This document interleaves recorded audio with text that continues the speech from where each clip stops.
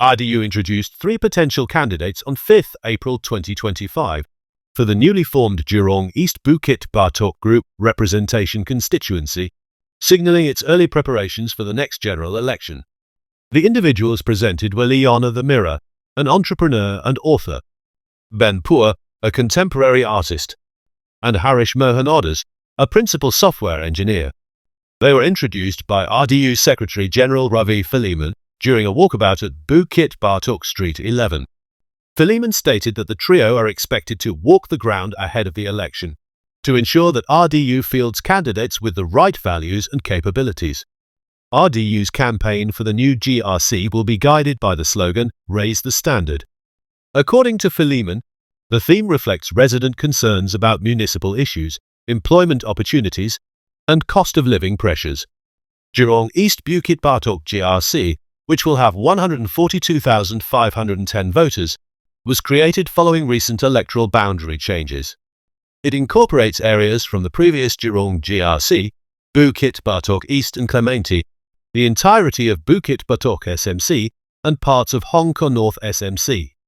Grace Fu, Minister for Sustainability and the Environment and Minister in charge of Trade Relations, is widely expected to lead the People's Action Party team in this new constituency.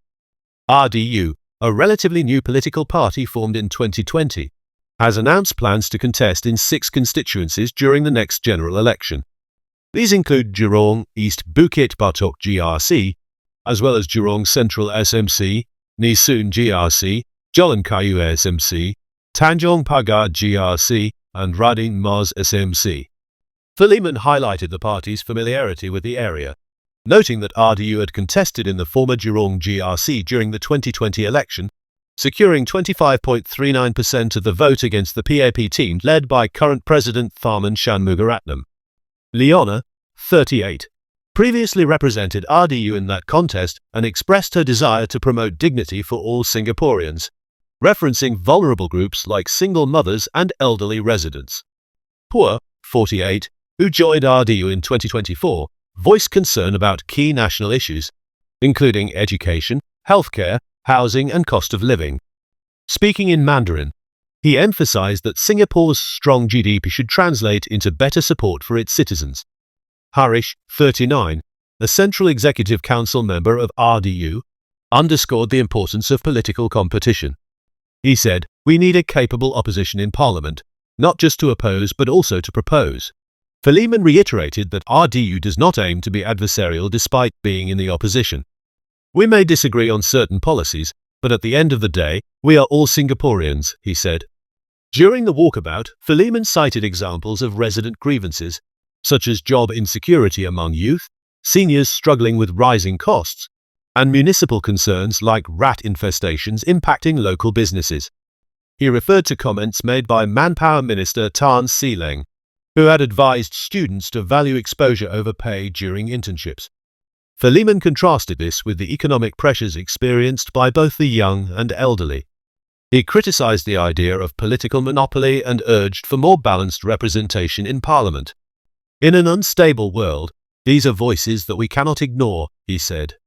RDU has also taken a measured tone in responding to broader political rhetoric. Philemon commented on Prime Minister Lawrence Wong's recent speech warning of global instability and calling for unity. While agreeing on the need for stability, he warned against what he termed scaremongering. Addressing the previous contest in Bukit Batok SMC, Philemon acknowledged the groundwork laid by Singapore Democratic Party Chief Chee Soon-Wan, who contested there in 2020 and garnered 45.2% of the vote. With the constituency now absorbed into the new GRC, Philemon said RDU would take from where Dr. Chee left off. Dr. Chee has announced his intention to contest in Sembawang West SMC instead, following the boundary changes.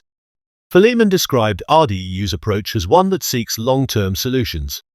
He said the party has engaged local town councils and grassroots groups and will continue to collaborate, including with the PAP, to solve residents' issues. RDU also previously introduced other potential candidates, such as Pang Heng Chuan, a 56-year-old international tech startup director, and Emily Wu, a 59-year-old former educator. However, Verleeman clarified that final candidate confirmations would be made closer to the election.